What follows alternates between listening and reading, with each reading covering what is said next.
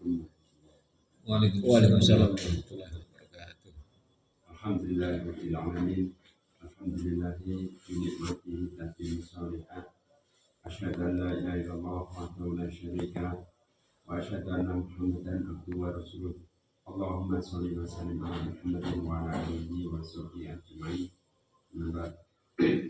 Alhamdulillah, jamaah yang dimuliakan Allah Subhanahu wa taala, kita bersama-sama duduk ya untuk melaksanakan salah satu kewajiban.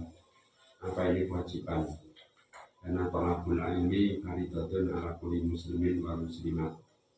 Jadi menimba ilmu atau menuntut ilmu itu adalah wajib. Jadi jelas dalam hadis itu dikatakan fardhatun. Ya, fardhatun itu kewajiban. Artinya setiap orang itu punya kewajiban untuk menuntut ilmu, ya menimba ilmu.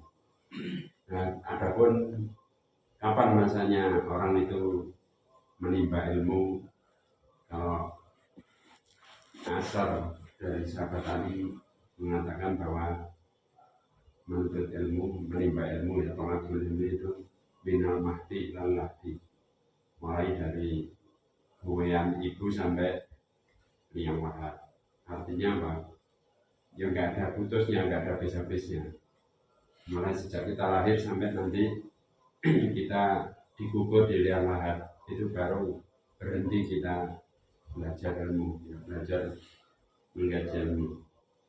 Nah kemudian itu yang pertama. Yang kedua itu hadis Nabi riwayat Muslim juga menyatakan masalahah tariqatun bil ilmi halallahu tariqatun ilal jannah. Barang siapa yang suluk, ya salafah, suluk itu menempuh. Kalau dulu orang sufi itu kan apa, ada tradisi suluk itu menjalani, melakoni, yang melakoni itu suluk itu namanya. Jadi siapa yang salaka man salaka tariqatul ilmi, dia menjalani jalan itu, jalan menuju ilmu, ya maka Allah akan membuat sahal, membuat mudah orang itu menempuh jalan menuju surga. Masya Allah. Ya, jadi dari sini jelas sekali orang yang melakukan suluk, ya, menempuh jalan untuk menuntut suatu ilmu, Allah mudahkan, Allah bentangkan jalan baginya untuk menuju surga. Allah. Jadi syarat kita menuju surga itu ya salah satunya adalah suluk ilmu. Jika kalau zaman dulu itu ada kitab suluk Hamzah Mansuri, yaitu orang Aceh menulis ya, kitab judulnya suluk. Ya, jadi suluk itu jalan toriko, caranya bagaimana sehingga seorang itu bisa menuju surga melalui ilmu. Itu salah satu kitab suluk. Kemudian orang Jawa, ya, orang Jawa menyimbolkan ya tempat menuntut ilmu, ya. Kalau dulu, apalagi zaman perang, zaman Pangeran Diponegoro ketika ya oleh Belanda, para penuntut ilmu ini diawasi dengan ketat, ya, tidak diberi kebebasan dengan leluasa. Itu umat Islam juga tidak kehilangan semangat, mereka juga thalabul ilmi. Caranya pakai lambang-lambang. Jadi tempat seperti ini ya, ini kan kalau zaman perang melawan kolonial dulu, ya ini kan nggak ketara oleh musola. Ya. Jadi caranya ya menempati tempat-tempat seperti ini. Nyamar. Jadi nyamar. Nah kemudian bagaimana masyarakat tahu bahwa di situ ada kajian ilmu, ada kita di depan halaman ditanam salak. Ya jadi ditanam salak. Ya kan kalau di Sleman itu kan tanahnya tanah berpasir, kayak di batu. Nah di batu salak, ya sawo gitu. Kalau di batu sawo, ya karena salak nggak bisa tumbuh di sini. Ya tapi kalau di lereng Merapi di sana itu salak tumbuh. Jadi di depannya itu ada tanaman salak. Kenapa kok pakai simbol salak? Ya tadi itu man salako. Nah, jadi salako bahasa Arabnya salako. Terus kemudian oleh ulama dahulu kayak simbol lambang salak. Oh, tanaman. Oh berarti nanti ini tempat menuntut ilmu. Kemudian Malang, ya, Batu Malang itu kan nggak ada salak.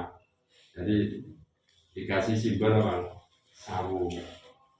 Ya sawu itu berarti tempat berkumpulnya umat Islam. Nah itu sebenarnya simbol-simbol. Jadi sawu ditanam jejer-jejer sehingga jadi sawu jajar. Jadi, sampai sekarang di Malang nggak ada sawu jajar, itu dulu ditanami sawu jajar-jajar. Nah, berarti di situ komunitas Muslim, banyak komunitas Muslim. Karena dulu nggak boleh terang-terangan yang ditangkap kelompok. Jadi pakai lambang-lambang, pakai simbol seperti itu. Nah ini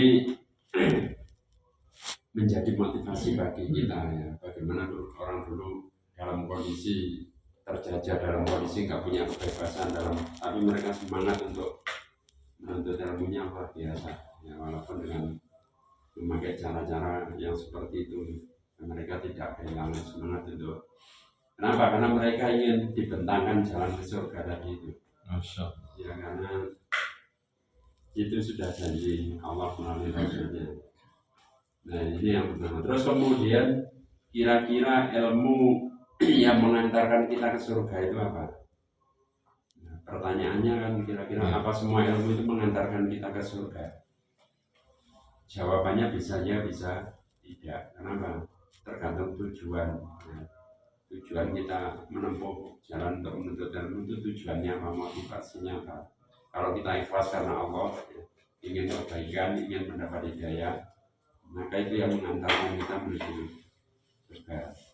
Tapi lah niatnya itu pengen supaya dikatakan mau pinter, pengen dihargai, pengen dapat penghargaan yang sifatnya duniawi, itu orang akan sesuai tergantung dari niatnya. Inamal amalu binniat. Baik pun dimiliki mana setiap orang itu akan mendapatkan sesuai niatnya. Nah kemudian di antara ilmu-ilmu yang paling penting, yang terpenting dari ilmu-ilmu yang penting itu apa kira-kira? Ya, kalau janji Allah kita biar dapat jaminan masuk surga itu apa? Hadis Nabi, kembali ke hadis Nabi lagi ya, ya. Man akhiri kalamihi la ilaha illallah dakhalal jannah. Siapa yang ucapan terakhirnya itu, yang ucapan terakhir dari hidupnya itu la ilaha illallah dakhalal jannah, maka jaminan sudah dia akan dimasukkan surga. Mulai dulu gampang banget ucapno la ilaha illallah itu. Sok arek TK arek SD ya iso bedino la ilaha illallah. Ya, itu mudah diteorikan tapi tidak semudah yang tidak bisa kita bayangkan, tidak semudah itu. Apa? Ada video yang memperlihatkan orang sakaratul maut itu. Saya pernah dapat kiriman ya seorang dokter yang biasa menangani pasien kritis. Suatu saat dia sedang merawat pasien yang sangat kritis. Muslim pasiennya ini. Ya Muslim, ya menjalankan sholat, menjalankan syariat. Tapi begitu diambang maut, ketika saya disuruh mengucap la ilaha illallah itu nggak bisa. Ya hanya nggak dituntun, karena bahasanya bahasa Arab. Tapi pun la ilaha illallah dituntun itu nggak bisa, hanya manap-manapnya. Sampai akhirnya ajal menjemput, dia tidak mampu mengucapkan la ilaha illallah. Padahal di situ orangnya lihat bahasanya Arab itu ya orang sih biasa menggunakan bahasa Arab, tapi mengucapkan la ilaha illallah nggak mampu. Ya kenapa? Ya karena tidak semudah yang kita teorikan. Ya. Itu ketika sakaratul maut itu setan akan mengganggu, menghalangi seorang. Sama dengan kita tahu keutamaan dzikir pagi petang. Terus aku tak dzikir, begitu kayak dzikir sekejap hilang, seliut hilang. Kenapa? Karena setan berusaha menghalangi. Dan kenapa orang yang di video itu nggak mampu mengucapkan la ilaha illallah, ternyata ada satu dosa yang dia lakukan, yang dia tidak sempat bertobat sampai di akhir ajalnya. Ya. Terus kemudian kalau kisah sahabat itu ada namanya sahabat Wais Al-Qarni, dia ahli ibadah, dia hanya kesalahan satu pada ibunya. Ketika dipanggil oleh ibunya, dia sedang beribadah sehingga gak nyaut, menimbulkan ibunya sakit hati. Ibunya sempat sakit hati, dianggap gak ngereken. Ya, kemudian akhirnya ketika sakaratul maut dituntun oleh para sahabat, disuruh mengucapkan la ilaha illallah, ternyata nggak bisa. Sampai dipanggilkan Rasulullah, dituntut Rasulullah yang nggak bisa mengucapkan la ilaha illallah. Akhirnya ditanya, kira-kira apa yang menghalangi? Oh, sahabat yang lain menyaksikan ini, ibunya pernah marah, ibunya sakit hati karena akhirnya didatangkan ibunya. Ya, oleh Rasulullah memohonkan ampun. Wahai ibu, tolong ampuni anakmu. Ya, karena kalau tidak ada ampunan dari ibu yang sakit hati, dia tidak akan bisa mengucapkan kalimat thayyibah tadi. Tapi ibunya nggak mau, ya dibujuk sampai 3 kali nggak mau karena terlanjur sakit hatinya. Akhirnya apa yang dilakukan Rasulullah? Kalau begitu sudah, ya, kumpulkan kayu bakar. Daripada dia dibakar di neraka, lebih baik kita bakar di sini. Nggak melihat anaknya mau dibakar, baru kemudian ibunya, ya, kemudian ya Rasulullah jangan bakar anakku, aku memaafkannya, aku mau. Baru kemudian akhirnya saya bisa mengucapkan. Nah ini menunjukkan bahwa kalimat ini mudah diteorikan, ya. Tapi belum tentu semua orang itu bisa mengakhiri hidupnya dalam keadaan melafazkan la ilaha illallah. Maka ini adalah ilmu yang sangat penting, penentu apa? Penentu keselamatan kita di akhirat nanti. Ya, jadi yang menentukan nasib kita di sana nanti, bagaimana kita langsung dimasukkan surga atau di neraka, tentu itu sangat ditentukan ketika seorang ajal menghadapi sakaratul maut. Itu ya, kalau jaminan itu kan jelasnya mengakhiri kalamihi la ilaha illallah dakhala jannah. Siapa yang akhir ucapannya, yang akhir hidupnya itu la ilaha illallah, maka dia akan dakhala jannah, dia akan sudah jaminan surga dari Allah. Nah, disinilah maka kita penting memahami kalimat tauhid ini. Ya. Kenapa kalau kita perlu memahami tentang la ilaha illallah, ya, Muhammad Rasulullah, ya. Ini menjadi asas. Seorang dikatakan muslim apabila syaratnya untuk masuk Islam itu bersyahadat. Ya, kalau ini kebetulan jamaah di sini semuanya terlahir sebagai muslim. Tapi kalau di antara bapak-bapak ibu yang dulu terlahir bukan sebagai muslim, ya, dari keluarga kafir, terus kemudian terbuka hidayah masuk Islam, maka syarat pertama adalah syahadat. Loh, kenapa kok syarat pertama adalah syahadat?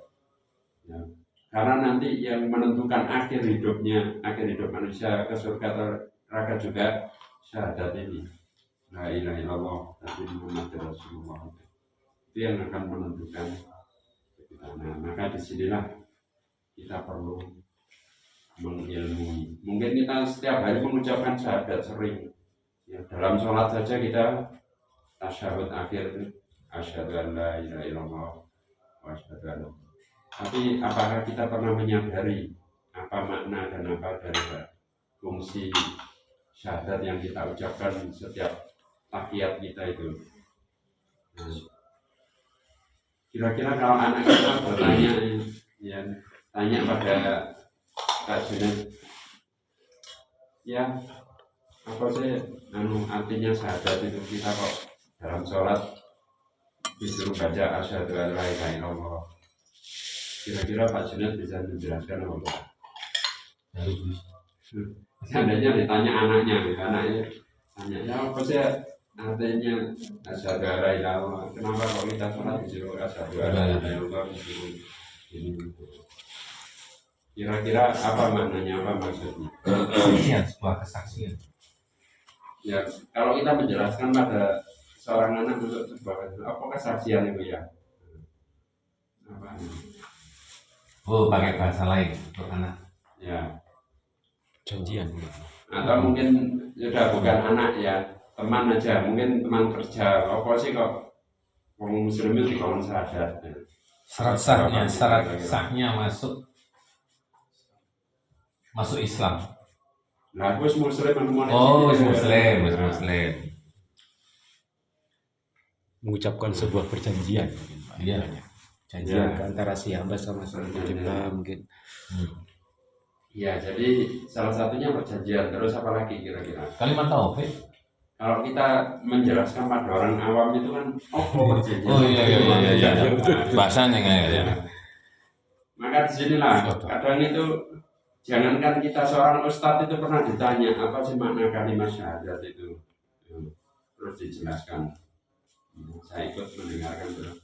Ketika ada seorang jamaah bertanya apa makna syahadat itu, ya dijelaskan tapi kurang pas. Ini penjelasannya ternyata kita tidak semudah itu memahami. Sering setiap hari kita ucapkan dalam sholat, kita ucapkan asyhadu an la ilaha illallah, tapi maknanya apa?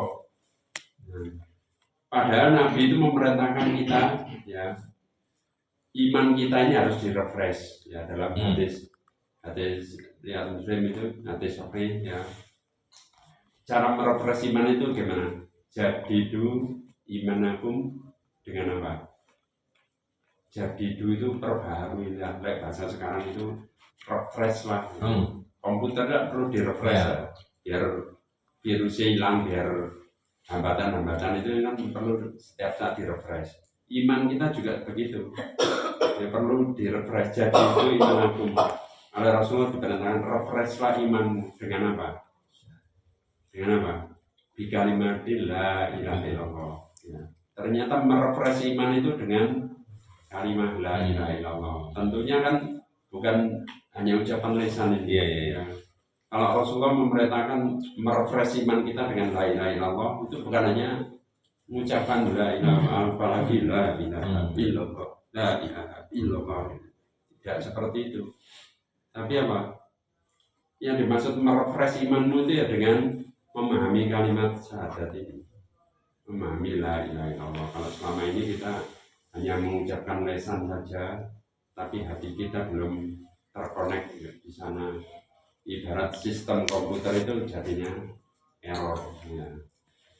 Kalau kita memprogram suatu program ternyata nggak connect dengan, ya, nggak connect dengan software yang di situ, namanya apa? Ada tulisan error, ya. Sistem error. Ya, kita mau apapun akan ditolak. Ya. Maka kalau antara yang kita ucapkan la ilaha illallah dengan hati kita ternyata nggak ada koneknya, maka akan terjadi sistem error tadi itu. Makanya orang yang datang minta nangis-nangis di kuburan, ya minta doa kepada arwahnya di kuburan, orang yang masang sesajen di depan rumahnya, mereka juga tahlilan. Tetangga saya di Keliran sana itu ya banyak jamaah tahlil, padahal dalam tahlil itu baca la ilaha illallah, tapi malam Jumat Kliwon masang sajen di pojok rumah. Kemudian di sawah Tegal Kebonaron itu dipasangi cok bakal, ya. Padahal dia juga setiap hari ucap la ilaha illallah, ya melok sholat jamaah di musola, tapi kenapa kok? Nah, inilah namanya berarti nggak ada connect. Ya, lisannya mengucapkan la ilaha illallah, tapi ya, perbuatannya itu menyalahi dari la ilaha illallah. Wong gandengan, wong jalan ke pangan itu juga mengucapkan la ilaha illallah. Allahumma sholli Muhammad, la ilaha illallah, Allahumma sholli Muhammad. Pinter ya sampean ya. Nah ini kan antara yang diucapkan dengan itu kan bertolak belakang. Nah inilah makanya pentingnya kita mengkonekkan hati kita, pikiran kita, lisan kita. Jadi antara la ilaha illallah yang kita ucapkan dalam lisan supaya connect dengan hati, connect dengan pemikiran kita bagaimana cara. Nah di sini kita pentingnya merefresh ya. Jadi kita di sini sama-sama merefresh. Bukan berarti bahwa saya itu sudah 100% murni terkonek dengan kalimat la ilaha illallah, tidak. Saya juga masih sering belajar, sering lupa, sering lalai.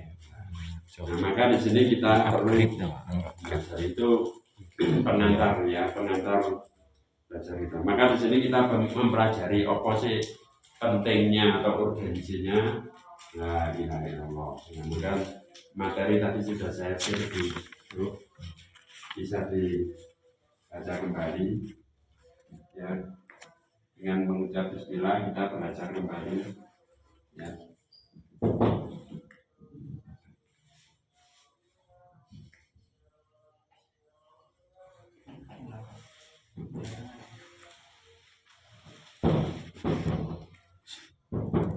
Jam 2 jam. Ya, ahamnya itu Bicara.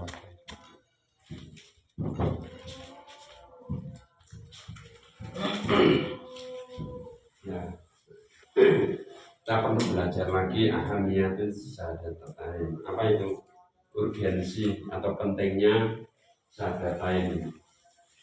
Itu syahadatain itu apa? 2 kalimat syahadat. Kalimat syahadat bunyinya Ya Pak. Ya Pak.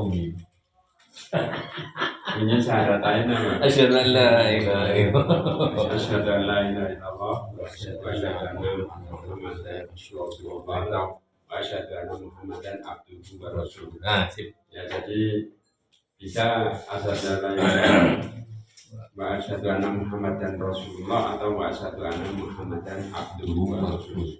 Ya maknanya secara makna itu sama. Nah, beda ucapan. Wa asyhadu anna Muhammadan rasulullah, dan aku bersaksi bahwa Nabi Muhammad adalah Rasulullah. Kalau yang kedua tadi aku bersaksi Hamba. Muhammad adalah hambanya dan rasulnya.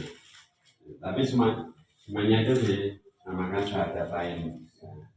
Jadi disinilah kita perlu belajar merefresh kembali syahadatain.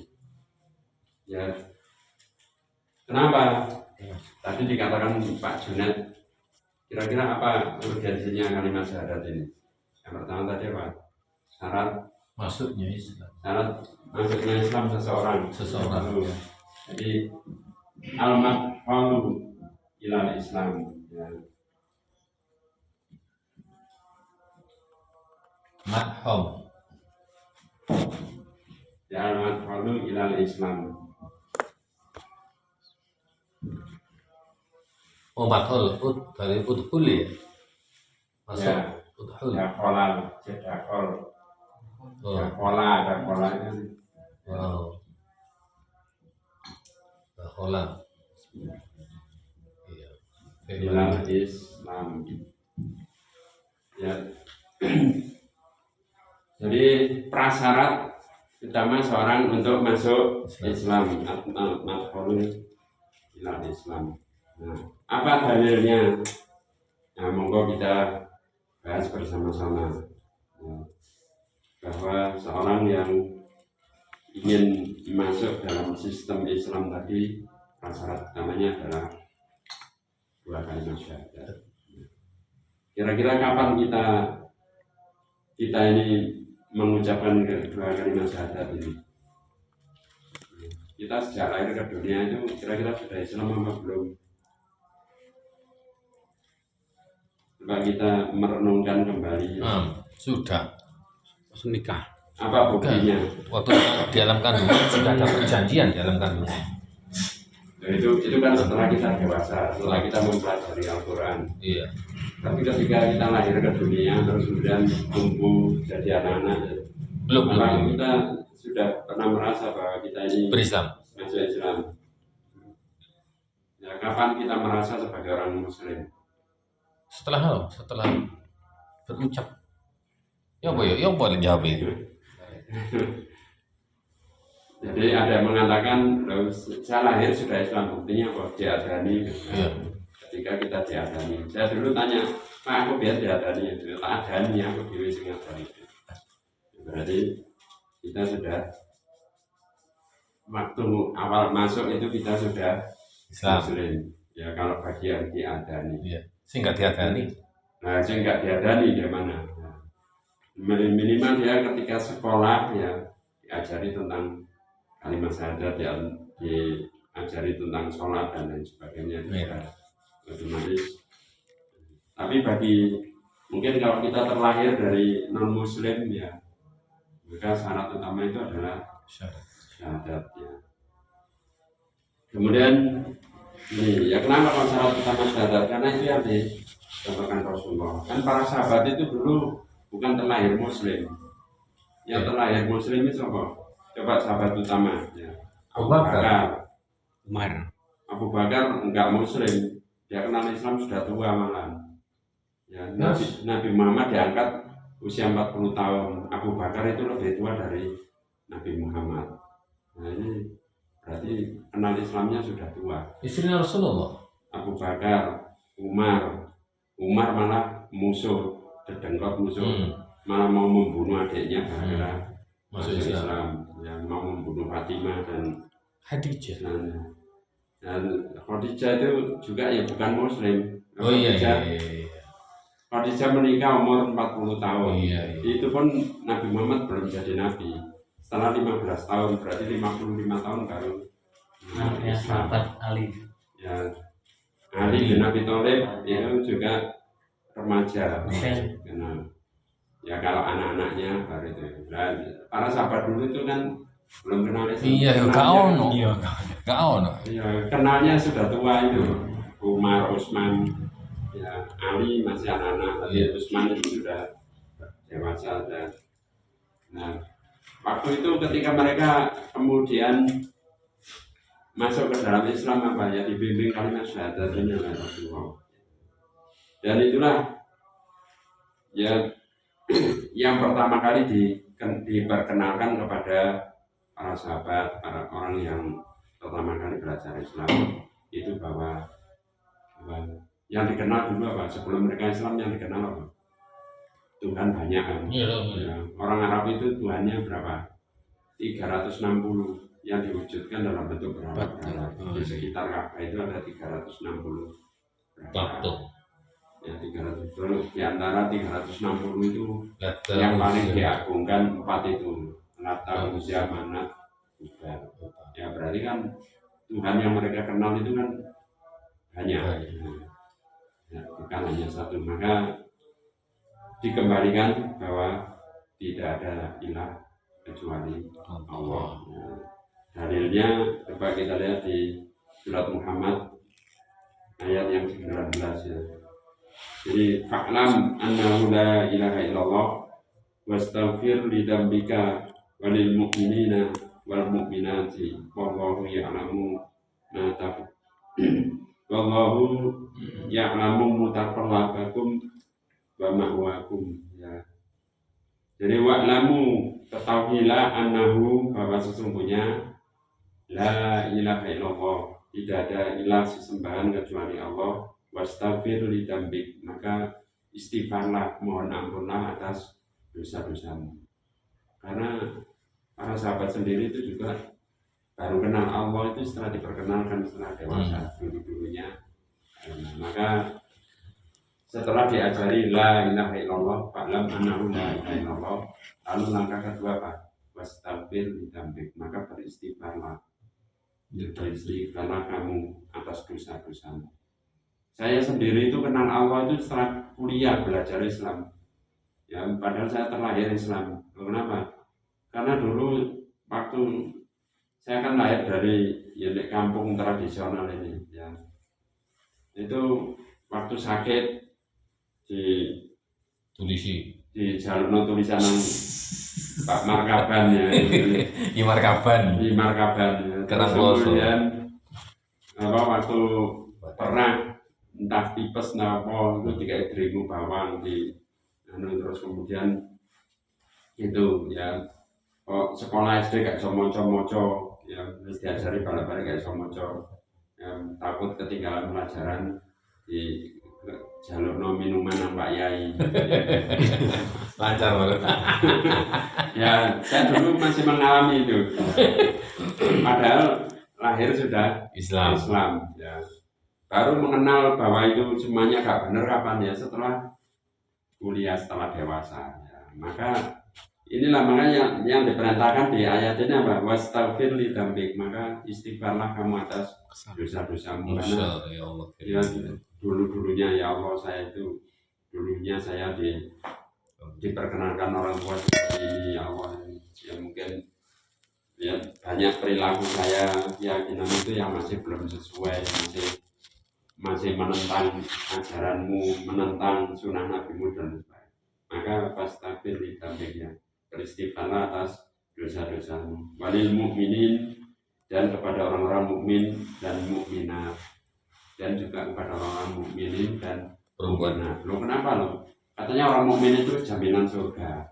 Orang mukminat juga jaminan. Kenapa kok masih perlu diistighfarkan? Nah kalau tadi kembali ke orang tua saya yang berperilaku seperti itu ya, kalau ditanya sampean beriman nggak beriman? Apa? Beriman kepada Allah. Rukun iman orang tua saya apa? Rukun iman itu iman pada Allah. Ya iman bermatan Gusti Allah, Rasul kalau dulu seperti itu. Sampai yakin Gusti Allah itu pangeran nggih.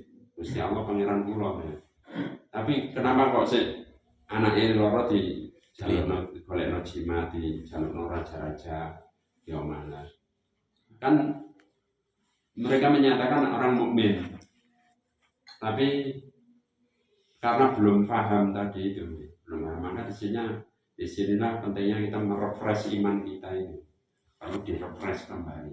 Maka di dalam ayat ini beristighfarlah atas dosa-dosamu dan juga bagi orang-orang mukmin dan orang-orang mukminat, karena bisa jadi dalam perilaku, dalam amalia, dalam masih banyak terjadi kesalahan, kekeliruan, ya karena belum punya ilmunya, masih nggak nyadari kalau itu salah, ya maka kita tetap beristighfar, minta ampun tadi, ya.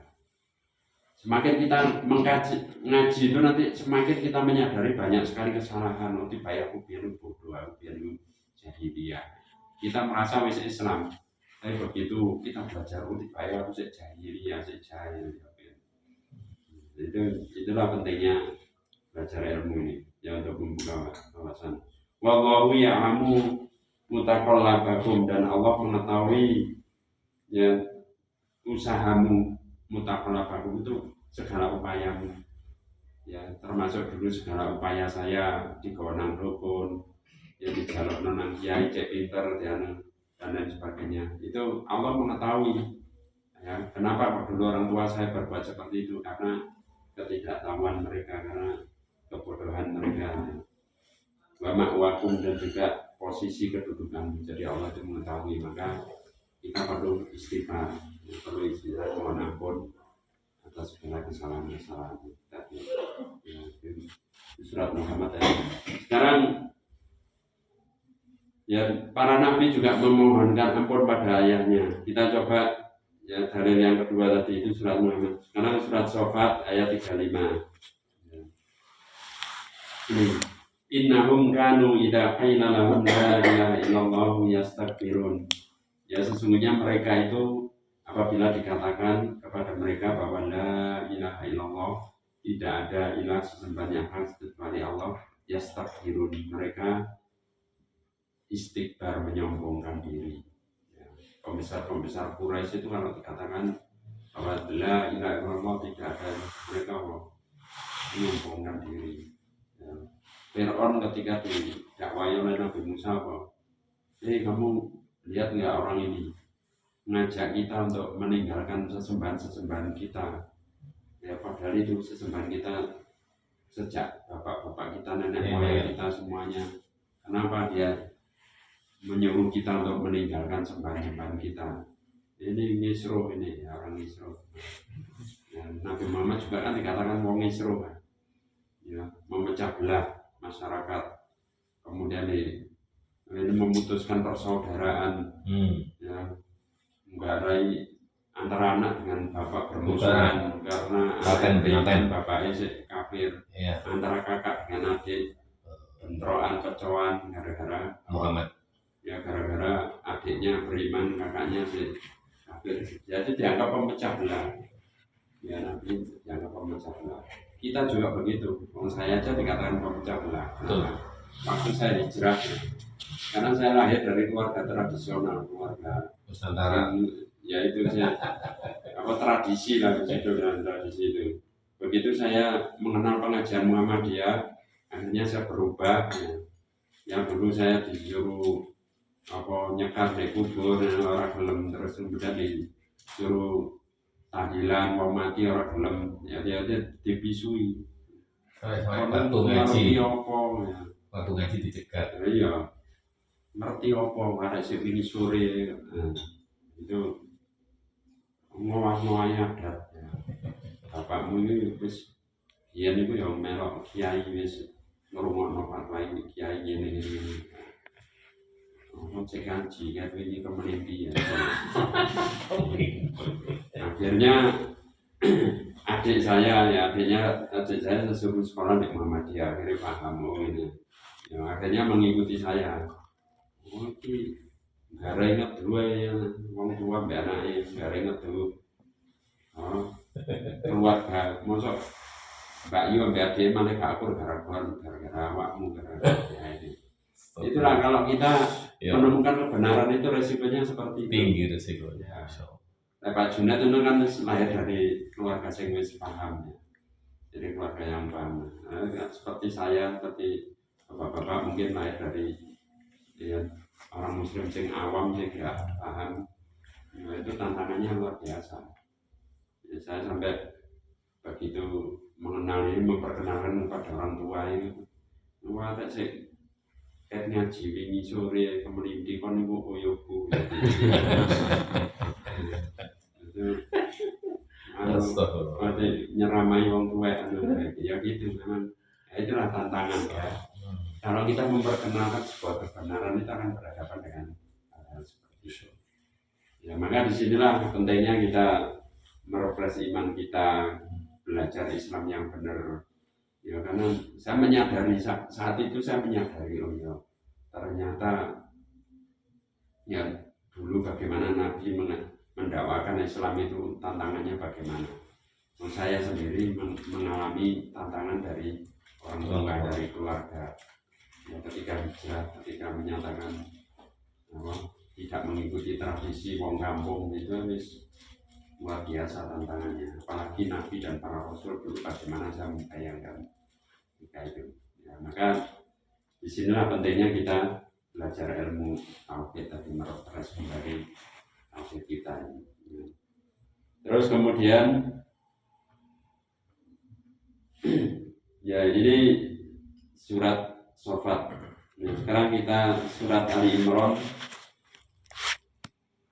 yang ke-18 ya. Syahidallahu annahu la ilaha illa huwa wal malaikatu wa ulul ilmi qa'iman bil qist.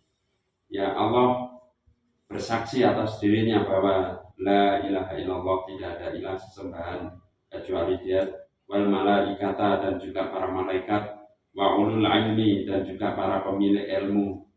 Ya orang-orang yang memiliki ilmu, orang iman bil qist, mereka itu tegak dalam persaksian itu. Jadi iman bil qist tadi menegakkan keadilan ya. Dan la ilaha illa huwa al-azizul hakim, tidak ada ilah sesembahan yang hak kecuali Dia, al-aziz yang maha perkasa, al-hakim dan maha bijaksana. Jadi di sini Allah, siapa yang mempersaksikan bahwa Allah itu la ilaha illallah, tidak ada ilah sesembahan yang hak, ya Allah sendiri. Dan juga para malaikat juga begitu. Ya para malaikat berkeliling di sisi arsy Allah itu menyatakan la ilaha illallah tadi. Dan orang-orang yang memiliki ilmu. Jadi orang-orang yang memiliki ilmu itu menegakkan kalimat la ilaha illallah. Ya.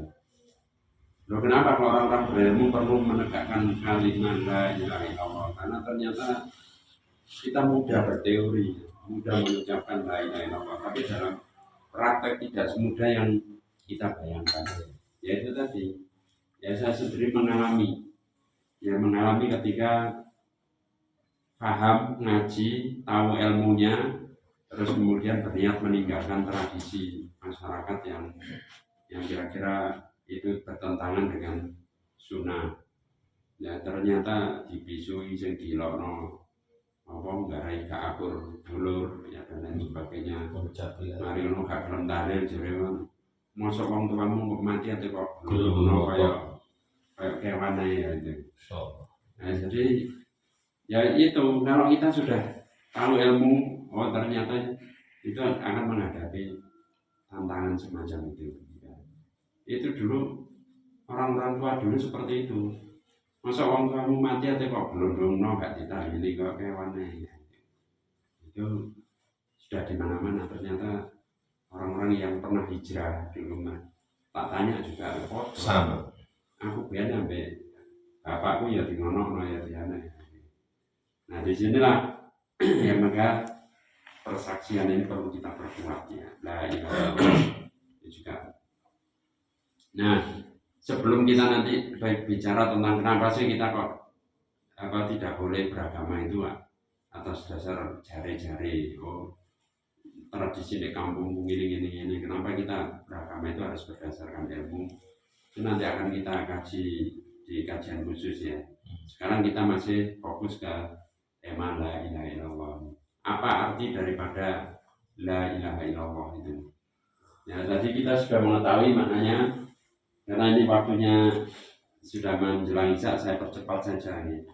Jadi bisa dibaca dulu. Jadi di samping al-madkhul ilal Islam, ya syarat masuk Islam.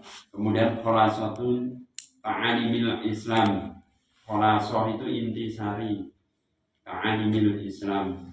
Intisari dari ajaran utama Islam. Jadi intisari dari ajaran utama Islam sebenarnya la ilaha illallah itu.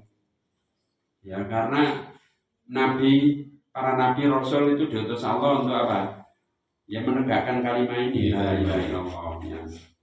Ya Nabi Hud menghadapi kaum Ad itu juga mendakwakan la ilaha illallah. Nabi Nuh mengajak kaumnya bahwa ya qaumi u'budullah la ilaha illa huwa ya fa'buduhu. Yang tidak ada Tuhan sembahan kecuali Dia, maka beribadahlah hanya kepadanya. Begitu juga Nabi Soleh, ya. Kemudian Nabi Ibrahim kepada ayahnya, bapaknya Azar yang membuat berhala itu juga begitu.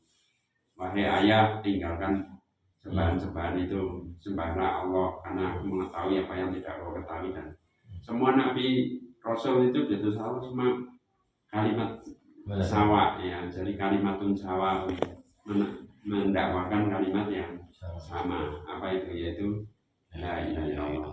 Jadi mulai dari Nabi Nuh, Hud, Soleh, Ibrahim, Ismail, Ishak, Yakub, Yusuf, Ayub, Su'aib, Musa, Harun, Dilingti, sampai Daud, Sulaiman, sampai Isa, sampai Nabi Muhammad itu isinya sama, yaitu la ilaha Kalimatus sawa. Ya. Jadi itu khulasatu ta'alimil Islam, intisari ajaran Islam itu ya ini intisarinya itu adalah menegakkan nilai-nilai la ilaha illallah. Nah nanti apa yang dimaksud menegakkan nilai akan kita kupas ya satu persatu. Kemudian yang selanjutnya asasul inqilab, asas perubahan. Jadi inqilab ya hati manusia itu kan kolak, jadi mudah berbolak-balik, mudah condong kepada dunia, condong kepada kemaksiatan, condong kepada ini. Maka doa yang diajarkan Nabi itu ya muqallibal qulub sabit qulubana ala dinik, sabit qulubi ala dinik. Jadi ya Allah yang membolak-balikkan qulub tadi, maka tetapkan hatiku itu ala dinik, atas agamamu. Atas agamamu apa ya ini? Di atas asas landasan la ilaha illallah tadi. Maka ini dikatakan asasul inqilab, ya sebagai asas apa kulub kita, ya bolak-baliknya hati itu supaya tetap terkait ke sana. Ya ketika kita mau bermaksiat, kita mau melakukan pelanggaran hukum Allah, kita mohon supaya dibalikkan lagi, dikembalikan lagi ke tadi la ilaha illallah tadi. Kemudian yang selanjutnya adalah hakikatu dakwatir rusul, hakikat dakwah Rasul. Dari Rasul mulai dari Nabi Adam sampai Nabi Muhammad itu semua dakwahnya sama, yaitu mendakwakan kalimat la ilaha illallah. Terus kemudian yang selanjutnya fadailun adimah, fadail agung, fadilah itu keutamaan yang agung. Jadi kalimat ini merupakan kalimat keutamaan yang agung, ya. Maukah kamu saya tunjukkan satu kalimat yang akan memasukkan kamu dalam surga, menyelamatkanmu dari api neraka, menyelamatkanmu dari siksa dari yang lebih apa? Ya, bala ya Rasulullah, saya mau ya Rasulullah. Apa itu la ilaha illallah? Jadi hanya dengan la ilaha illallah itu nanti akan menyelamatkan nasibmu di akhirat, akan memasukkan kamu dalam surga, menyelamatkan dari azab Allah. Makanya dinamakan fadailu adimah, jadi keutamaan yang agung. Ya, kalimat la ilaha illallah itu dinamakan keutamaan yang agung. Jadi itulah hakikat daripada syahadatain. Nah, nanti akan kita kupas, ya. Syahadat itu ada dua, asyhadu an la ilaha illallah wa asyhadu anna Muhammadan Rasulullah. Nah, kemudian sebelum kita ke sana, syahadat pertama dulu. Syahadat pertama tadi apa? Artinya persaksian kita bahwa tidak ada ilah sesembahan hak yang selain Allah. Nah, syahadat seorang manusia, persaksian seorang manusia, ya, syahadat seorang mukmin itu oleh para ulama berdasarkan dalil Al-Quran maupun hadis dibagi tiga, ya. Tiga ikatan tauhid itu yang akan menegakkan kalimat la ilaha illallah. Jadi kalimat la ilaha illallah itu ditegak di atas tiga landasan tauhid. Apa itu? Tauhid uluhiyah, tauhid rububiyah, dan asma wa sifat. Jadi tiga tauhid ini yang melandasi tadi seorang bisa tegak la ilaha illallahnya kalau berdiri di atas tiga landasan tauhid tadi. Rububiyah, uluhiyah, asma wa sifat. Apa itu tauhid rububiyah itu? Tauhid rububiyah itu seorang hamba menyatakan bahwa Allah itu Rob, Robbi wa anta Robbi, anta Robbul alamin, anta Robbus samawati wal ardh. Itu adalah Rob kami. Apa itu Rob? Rob itu Robbun, ya. Rob itu mengakui bahwa Allah itu punya kehendak, punya karya, ya, punya karya. Kalau dalam bahasa Indonesia semuanya diterjemahkan Tuhan. Ya, Allahu Rabbul Alamin, Allah Tuhan penguasa seluruh alam. Kemudian la ilaha illallah diterjemahkan tiada Tuhan selain Allah. Semua Rob ilah diterjemahkan Tuhan. Nah, kita lihat di terjemahan bahasa Indonesia. Apakah terjemahan itu pas, ya? Kalau secara bahasa kurang pas. Kenapa? Karena antara Rob dengan ilah itu beda. Jadi antara Robbi, engkau adalah Robku, ya. Kemudian ilahi, engkau adalah ilahku. Apa bedanya Rob dengan ilahnya? Rob itu kita untuk mengenal seseorang, itu berarti melalui apa? Bahwa masjid ini dibangun oleh tukang. Dari mana kita tahu bahwa ini dibangun oleh tukang? Ya. Nah, ini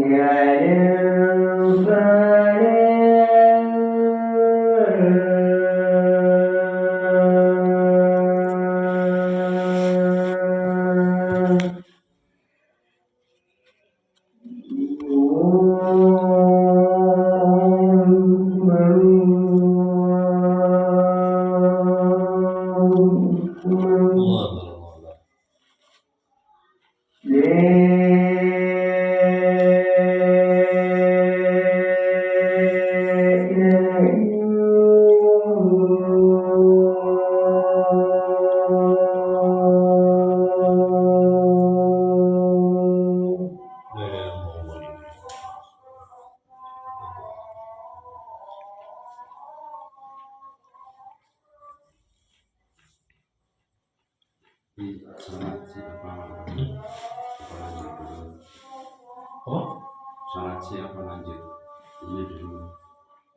tadi sampai ini Paling 10 menit lagi. Lanjut. lanjut aja.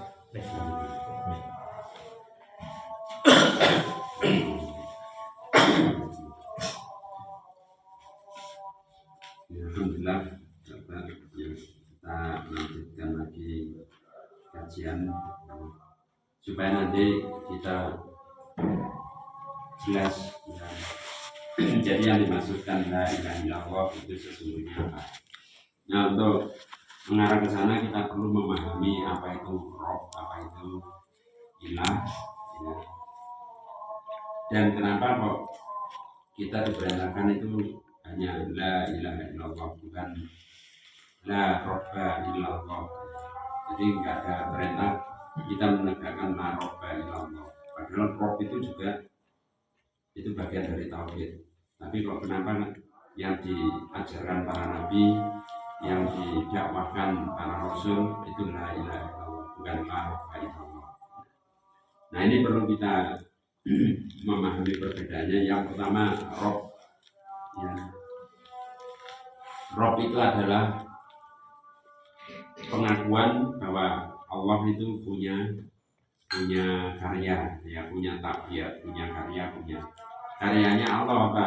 Menciptakan Langit dan bumi. langit dan bumi, menciptakan alam semesta, menciptakan kita, diri kita, yang memberi hidup kita, mematikan kita. Jadi yang memberi rezeki kita itu kalau kita yakin bahwa yang menghidupkan kita, mematikan kita, memberi rezeki kita, memberi nafas kita, terus kemudian menolong kehidupan kita, maka itu kita meyakini Allah sebagai roh.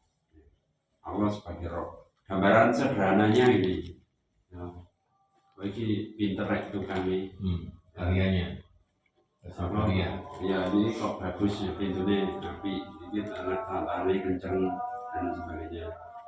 Dari mana kita mengatakan bahwa tukang ini pinter? Jadi harapannya harus. Apakah kita pernah ketemu dengan tukangnya? Tidak punya. Tapi apakah kita yakin bahwa tukang itu pinter iki garapane api harus Ya, ya. timbangannya sing di kono itu mah. Kita bisa mengatakan tukang itu pinter melihat dari apa? Hasil karyanya. Hasil karyanya. Ya. Iki sing masak pinter iki sapa iki Bu Siti ya ini. Nah, kita menghargai masakan itu enak iki lek. Bu Siti sing mesti enak. Padahal kita nggak tahu Bu Siti masak apa. Tapi kita yakin bahwa masakannya Bu Siti itu enak. Dari mana? Dari hasil karya. Sama dengan kita, Allah itu apa, Maha Pengasih, Allah Maha Penyayang. Kita mengatakan itu dari mana? Kira-kira kita mengatakan bahwa Allah menciptakan alam semesta ini dari mana? Dari melihat apa? Hasil. Ya, melihat hasilnya, melihat jadi yang kita rasakan dalam kehidupan, yang kita rasakan itu. Nah itulah kita meyakini bahwa Allah itu sebagai roh, ya. Sama dengan Nabi Ibrahim. Nabi Ibrahim kan nggak langsung menyatakan la ilaha illallah, kan enggak. Coba ditelusuri kisah Nabi Ibrahim ini. Kalau di surat apa Al-A'raf itu ayat berapa saya lupa. Wa idza ra'a kaukaba qala hadza rabbi. Ketika Ibrahim yang masih remaja waktu melihat bintang, maka apa yang dikatakan? Ada Robi, inilah Tuhanku. Jadi Nabi Ibrahim nggak langsung bertauhid la ilaha illallah, enggak, masih mencari siapa sih pencipta alam semesta. Melihat bintang, oh ini Tuhan, karena orang-orang menyembah bintang ini, oh berarti ini Tuhanku. Ada Robi. Baita apalat sekolah. Inilah uhibbu akhirin, ya. Ketika bintang-bintang itu tenggelam, hilang, ya. Aku gak suka ada Tuhan kok hilang lain, nanti kalau saya butuh gimana. Terus kemudian baida Matahari. ro'al samsa, baida ro'al komaro, ya, melihat rembulan. Olah ada robi, ketika melihat bulan, oh ini mungkin Tuhanku. Ya, ada hari ini lebih terang, lebih. Tapi begitu bulan tenggelam, ya, aku sesungguhnya aku terlepas diri dari kaumku. Ketika matahari muncul, ada Robi ini mungkin Tuhanku. Ya, ini lebih cerah, lebih terang, lebih jreng. Ya. Tapi begitu lagi-lagi matahari tenggelam, ya kaumi ini bari'u minka, aku terlepas diri dari apa yang kalian sembah lain. Ini wajah jihadi fatar samawati. Kalau begitu aku menghadapkan wajahku kepada pencipta langit dan bumi. Ya, siapa pencipta langit dan bumi? Waktu itu belum tahu Nabi Ibrahim. Pencarian Dalam pencarian, ya, sampai akhirnya benar Allah membimbing beliau menemukan kebenaran. Sudah dibimbing oleh Allah, ya, ketemu kebenaran, masih belum yakin juga. Ya, di surat Al-Baqarah 100 berapa itu? Ya Allah, aku masih penasaran bagaimana Engkau menghidupkan sesuatu yang mati. Akhirnya oleh Allah ambil burung itu, kamu sembelih potong-potong, sebagian ditaruh di atas bukit sana, di atas bukit sini. Ya, baru kemudian serulah potongan burung itu, ternyata kemudian menyatu kembali. Itu. Ya, jadi makanya yang diperkenalkan itu bukan la ilaha illallah, tapi apa? Rububiyah, hasil karya, melihat hasilnya. Oh, kenapa sih kok air itu mengalir? Oh, kenapa kok ada langit? Kenapa ada bumi? Kita melihat hasil karya dulu. Ya, baru kita bisa menaik kayak ini. Oh, tukangnya ini pinter, garapannya kencang, ini, ya itu melihat hasil karya. Walaupun kita belum tahu tukangnya. Ya. Nah, sampai ngerti apa itu dibangun tukang? Ya ngerti. Roh sama tukangnya. Kayak ditapain roh sama tukangnya. Apa mesti harus roh tukangnya, harus delok tukangnya garap? Apakah seperti itu? Kan enggak mesti ya. Ya walaupun kita enggak melihat tukangnya, tapi kita yakin ya sing garap itu tukangnya profesional. Lontek-lontek kencengnya. Nah itu kita melihat. Ya, sama dengan kita mengimani Allah, enggak mesti harus melihat Allah. Ya.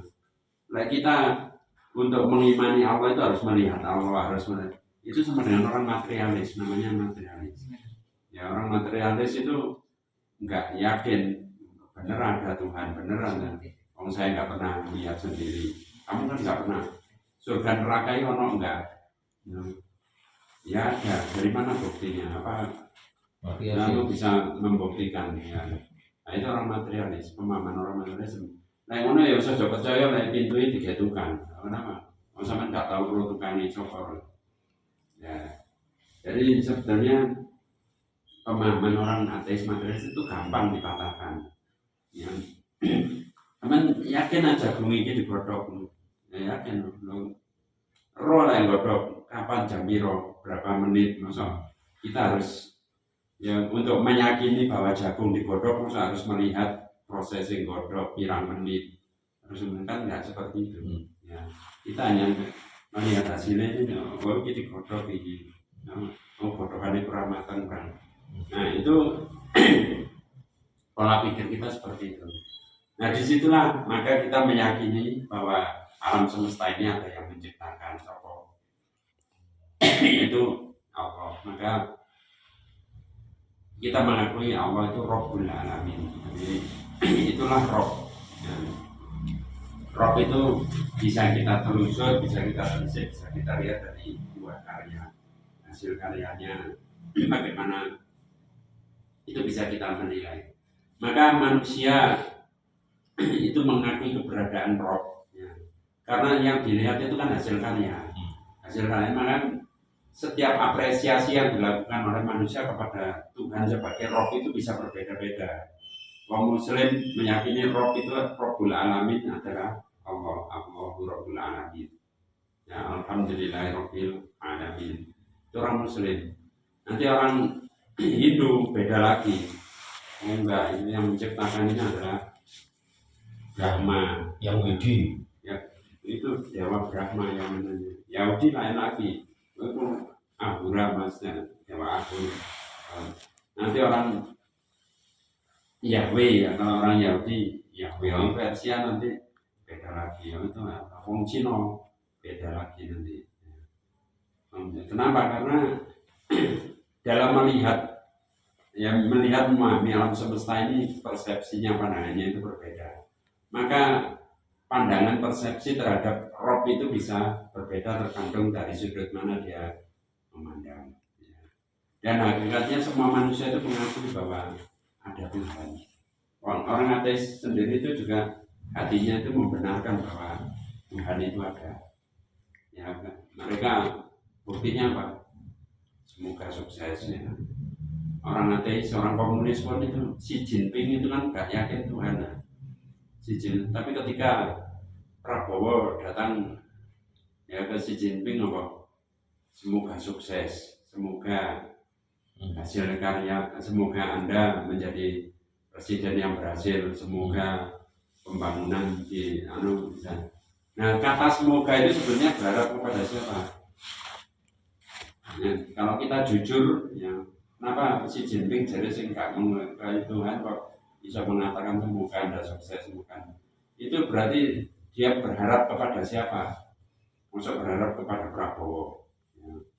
Kamu bisa menjadi orang sukses kan enggak, berharap kepada siapa?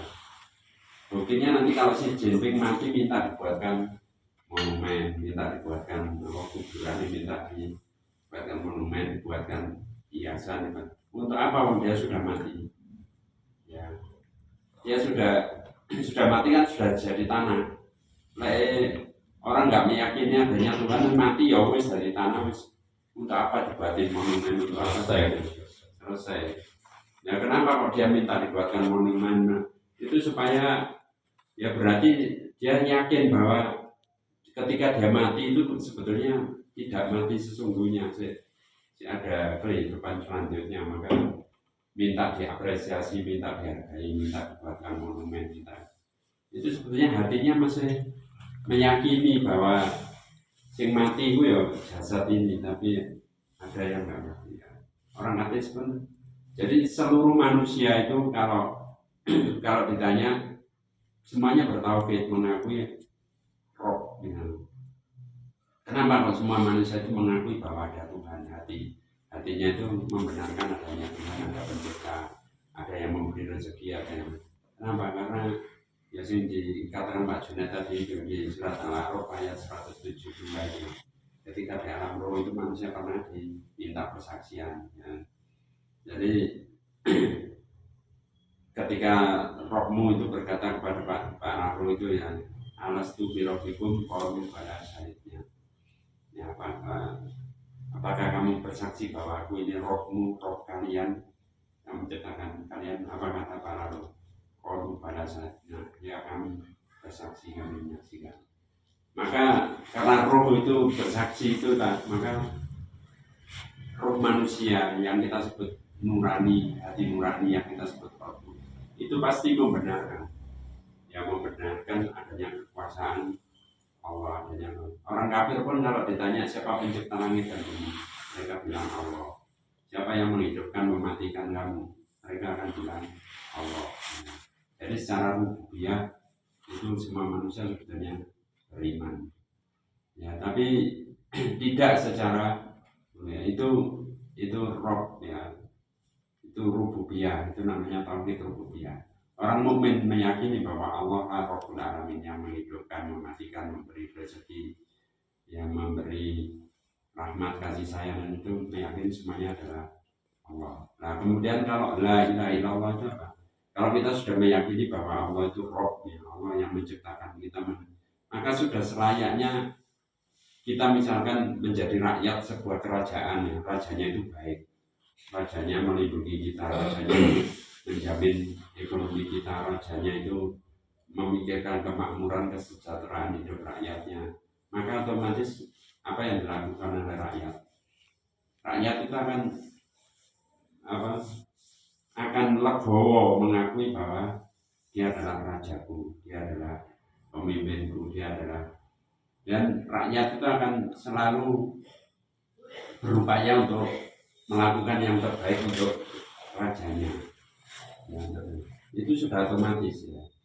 Kalau seorang itu sudah merasa hidup saya ini atas perlindungan dia, atas jasanya dia, ya saya bisa nyambut dia dengan enak itu karena diperhatikan oleh pemimpin.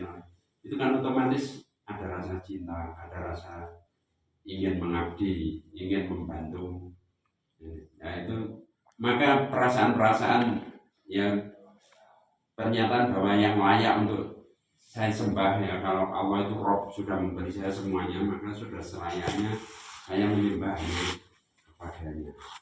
Ya maka pernyataan menyembah itu hanya kepadanya, maka itulah namanya ilah. La ilaha illallah, tidak ada ilah sesembahan yang hak kecuali Allah. Ya maka seorang itu akan menyatakan la ilaha illallah. Ketika Nabi Ibrahim yang sudah ditunjukkan bahwa ternyata Allah itu mampu menghidupkan burung yang dipotong-potong, itu baru kemudian sudah menyatakan la ilaha illallah. Nabi Musa juga begitu. Ya, ketika diperkenalkan sesungguhnya aku adalah Allah, la ilaha illa ana, tidak ada ilah yang patut disembah kecuali aku. Apa kata Nabi Musa? Ya Allah, aku ingin melihatmu bagaimana wujudmu. Tapi kata Allah, kamu lihat bukit di sana itu. Kalau kamu ingin mengetahui bagaimana aku lihat bukit itu, ya begitu melihat menoleh sana bukit itu hancur. Ya, bukit itu meledak hancur. Baru Nabi Musa kaget pingsan, kemudian akhirnya bangkit kembali baru menyatakan la ilaha illallah. Nah, jadi intinya semua manusia itu kalau bertauhid rububiyah semuanya itu mengakui kekuasaan Allah, mengakui. Bahkan Xi Jinping pun, ya, bahkan orang ateis, komunis itu mengakui adanya Tuhan, adanya Tuhan. Tapi untuk mengakui Allah sebagai ilah itu belum tentu. Kenapa? Karena itu ada konsekuensi. Kalau kita sudah mengakui la ilaha illallah, maka konsekuensinya meninggalkan semua ketergantungan itu kepada kecuali hanya kepada Allah. Nah inilah maknanya la ilaha illallah. Jadi kalau selama ini kita masih tergantung kepada selain Allah, maka bersihkan itu semuanya. Kalau kita sudah menyatakan la haula wala quwata illa billah, tidak ada daya dan kekuatan kecuali dari Allah, ya maka tinggalkanlah kekuatan-kekuatan selain Allah. Contohnya apa? Si pasang jimat, ya pakai raja-raja seperti yang dilakukan orang tua dan bukan kebodohan yang mudah-mudahan Allah. Nah kemudian kita masih menganggap bahwa rezeki yang menentukan bukan Allah. Kalau kita sudah menyatakan ya Rozak dipakai Allah yang memberi rezeki, sudah kita yakin yang memberi rezeki adalah Allah. Dalam bekerja ketika ada ajakan untuk korupsi, untuk penyelewengan dana, untuk ini, yang kontak ini tak pecat. Kalau orang bertauhid apa? Pecatan nggak mau karena bahwa rezeki itu dari Allah bukan dari instansi, bukan dari amal. Ya, ketika kita disuruh meninggalkan riba, ya, aku mulai meninggalkan riba, aku kerja balik bank, mulai aku leren bank kerja itu berarti dia masih menganggap bahwa sumber rezeki adalah bank, bukan Allah. Aku mulai gak gelem ini, aku dipecat oleh penggawean angel. Ya, seperti orang perempuan aku mulai melepas jilbab, ya gak gelem melepas jilbab, aku dilereni oleh terjunang plaza oleh penggawean angel panggilan. Berarti menganggap sumber rezeki itu adalah batu plaza, menganggap sumber rezeki itu adalah ini. Ya, berarti itu secara rububiyah saja dia lemah. Kenapa? Karena meyakini bahwa sumber rezeki itu bukan dari Allah tapi dari siapa? Dari tempat kerja. Meyakini sumber rezeki dari atasan, dari ya. Maka konsekuensinya itu kalau orang sudah menyatakan la ilaha illallah, ya, dia harus berani berkorban, meninggalkan itu semuanya. Sudah hijrah. Jadi hijrah. Ya seperti dulu saya ketika mengenal ngaji itu akhirnya kan tradisi di kampung kan magenan ya.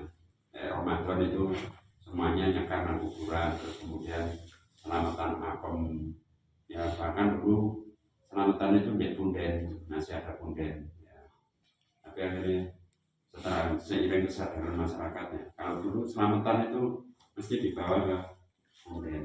Nah, tapi begitu ngaji ternyata ya tidak ada daya kekuatan kecuali Allah.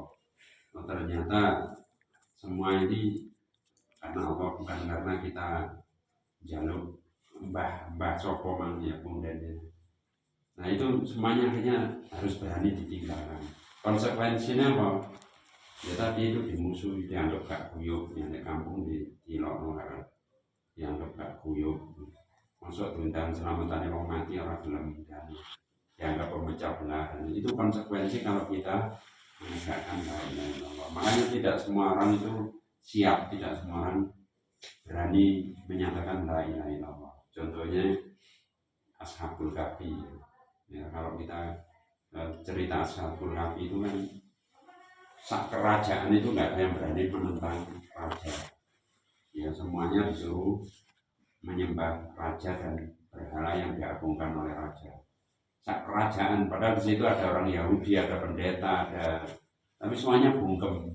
Kalau sekarang itu ada menteri agama, ada MUI, tapi semuanya itu nggak ada yang berani bersuara, nggak ada yang berani menentang kebijakan raja.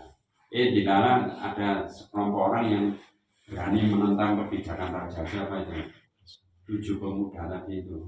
Dia berdiri di hadapan raja menyatakan, Allah Rabbuna Rabbus samawati wal ardh, Tuhan kami itu yang menciptakan langit dan bumi, bukan Anda. Ya, kemudian yang kami disembah, yang berhak disembah, ya narana tua ini.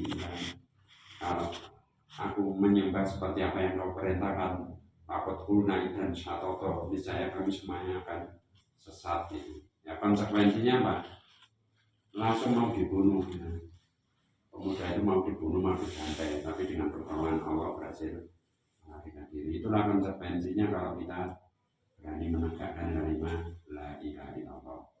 Nah, bagaimana nanti konsekuensi dari la ilaha illallah, insyaallah akan kita bahas di kesempatan pertemuan selanjutnya. Jadi sementara itu dulu mungkin supaya jelas gambaran bagi kita kenapa sih kok kita perlu yang memerintahkan kita untuk memperbuat la ilaha illallah itu bukan saya, tapi siapa? Rasulullah yang jadi itu mengagung di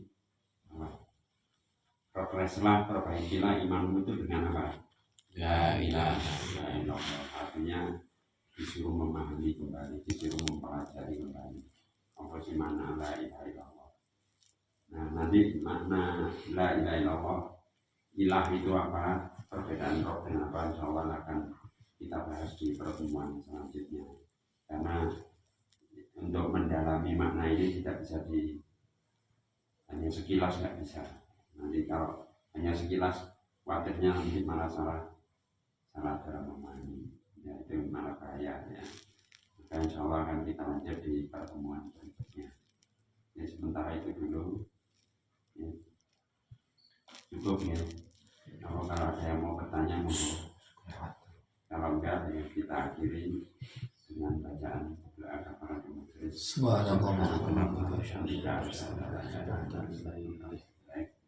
Waalaikumsalam warahmatullahi wabarakatuh. Waalaikumsalam.